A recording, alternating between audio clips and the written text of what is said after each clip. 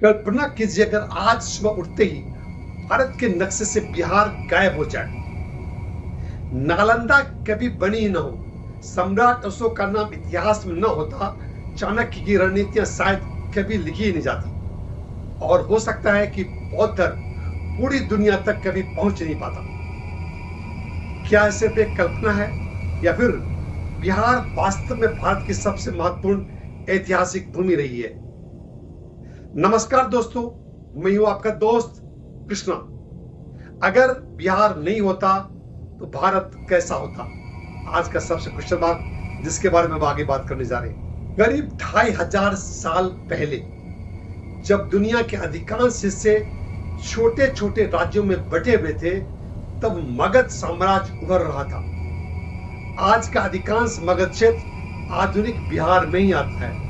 यहीं से भारत के पहले विशाल साम्राज्य की नींव पड़ी थी। अगर मगध न होता तो संभव है कि भारत लंबे समय तक छोटे छोटे राज्यों में विभाजित। इतिहास में कुछ मुलाकातें पूरी दुनिया बदल देती है। चाणक्य और चंद्रगुप्त मौर्य की मुलाकात भी कुछ ऐसी ही थी। इसी भूमि से मौर्य साम्राज्य का जन्म हुआ। अगर यह साम्राज्य न होता, अगर मौर्य साम्राज्य न होता, तो सिकंदर के बाद उत्तर पश्चिम भारत का राजनीतिक भविष्य बिल्कुल अलग हो सकता था। भारत का शायद सबसे प्रसिद्ध शासक सम्राट अशोक, कलिंग युद्ध के बाद उन्होंने हिंसा छोड़कर शांति का मार्ग अपनाया।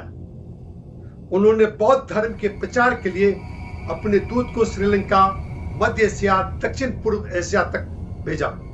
अगर अशोक न होते तो संभव है कि बौद्ध धर्म आज विश्व का इतना बड़ा धर्म न बन पाता। आज लोग हार्वर्ड और ऑक्सफोर्ड की बात करते हैं, लेकिन लगभग 1500 साल पहले, जी हाँ 1500 साल पहले, दुनिया भर के विद्यार्थी सिर्फ नालंदा आते थे। हजारों विद्यार्थी, सैकड़ों टीचर्स, बड़ा सा पुस्तकालय, गणित, चिकित्सा, दर्शन, खगोल विज्ञान और भाषा का अध्ययन यहां किया जाता था। अगर नालंदा न होती तो एशिया के बौद्धिक इतिहास की दिशा अलग हो सकती थी।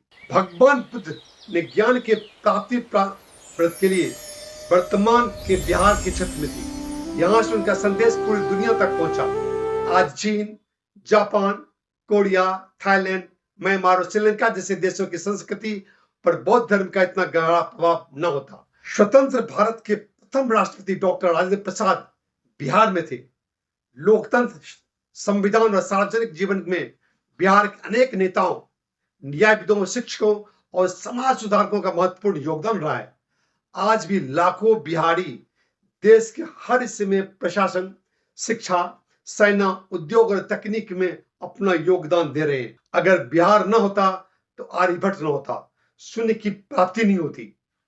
जैसा कि हम जानते हैं, भारत की सबसे बड़ी ताकत इसकी विविधता में है। हम यहां सिर्फ बिहार की बात की नहीं कर रहे हैं, बाकी राज्य भी देश का अहम हिस्सा है।